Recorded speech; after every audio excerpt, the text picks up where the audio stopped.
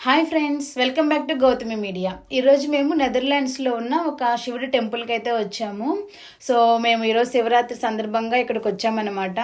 ఇది వచ్చేసి మనకి బీవర్వైక్ అనే ఒక సిటీలో ఉంటుంది. సో పండగ సందర్భంగా దేవుడి దర్శనం చేసుకుందాంలే పండగ రోజున అని చెప్పేసి ఇంకా ఇక్కడికైతే వచ్చాము. ఇక్కడ శివుడి టెంపుల్లో శివలింగంతో పాటు ఇంకా చాలా దేవుళ్ళు ఉన్నారు. వినాయకుడు, తర్వాత అయ్యప్ప స్వామి, ఇంకా చాలామంది అమ్మవార్లు ఉన్నారు. తర్వాత నవగ్రహాలు కూడా ఉన్నాయి అన్నమాట ఇక్కడ.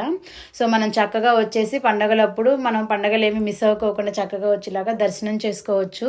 అదే ఇండియాలో అయితే మోస్ట్లీ మనము ఫెస్టివల్స్ అప్పుడు టెంపుల్స్కి అలా వెళ్తూ ఉంటాం కదా. సో అలాగా ఆ ఫీల్ మిస్ అవ్వకోకుండా మనకి చక్కగా ఫారెన్లో కూడా ఇలాగా టెంపుల్స్ అయితే ఉన్నాయి.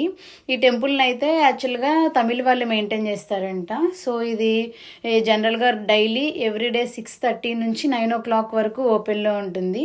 ఇంకెప్పుడన్నా ఫెస్టివల్స్ డే మాత్రం స్పెషల్గా ఎవ్రీ రోజంతా కూడాను ఇది ఓపెన్లోనే ఉంటుందన్నమాట.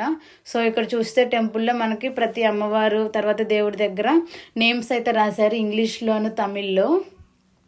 ఇంకా ఈ టెంపుల్లో ఏంటంటే ఎవ్రీ సాటర్డే ఈవినింగ్ అయ్యప్ప స్వామి పడి పూజ కూడా జరుగుతుందంట. మాకు పూజారి గారు చెప్పారు, మీకు ఒకవేళ ఏమైనా కుదిరితే కనుక అలాగే సాటర్డేస్ అలాగే వచ్చి చక్కగా పడి పూజలో పార్టిసిపేట్ చేయండి అని.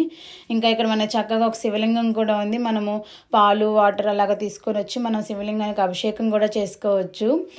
శివరాత్రి రోజున మాత్రం వాళ్ళు స్పెషల్గా నైట్ కూడా ఈ టెంపుల్ని వాళ్ళు ఓపెన్లోనే ఉంచుతారంట 6:30 నుంచి మళ్ళీ నెక్స్ట్ డే 7 o'clock వరకు. సో మనం చక్కగా టెంపుల్కి వచ్చేసి మనము జాగారం చేసుకోవచ్చు. దేవుని దర్శనం చేసుకుంటూ చక్కగా జాగారం చేస్తూ అలా భజన చేసుకుంటూ అలా ఉండొచ్చు. జనరల్గా అయితే మనకి ఇంట్లో మనం ఒక్కళ్ళమే చేయటం కొంచెం కష్టం అవుతుంది కదా. సో అలాంటప్పుడు మనము ఇలా టెంపుల్కి వచ్చామంటే చక్కగా భజన చేసుకుంటూ జాగారం చేయొచ్చు అనమాట. అందరూ ఉంటారు కాబట్టి. సో మీరు కనుక నెదర్లాండ్స్లో ఉన్నట్లయితే మీకు కుదిరినప్పుడు ఒకసారి వెళ్ళి దర్శనం చేసుకోండి. Okay, bye bye.